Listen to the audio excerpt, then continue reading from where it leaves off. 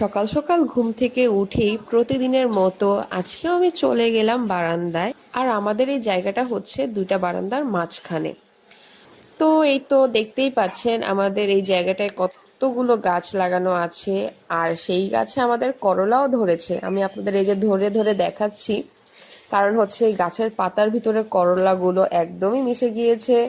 যদি আপনারা বুঝতে না পারেন তাই আপনাদের একটু ধরে ধরে দেখিয়ে দিচ্ছি। আমি ভাবলাম যে আমি একা একা এই করলাগুলো কেন দেখবো, এত সুন্দর লাগছে দেখতে, আমি আপনাদের সাথেও একটু শেয়ার করি।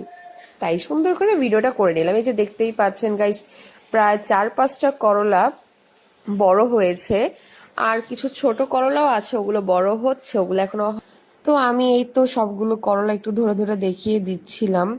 আমার কাছে দেখতে এই করলাগুলো খুবই খুবই খুবই কিউট লাগছিল, একদমই ফ্রেশ।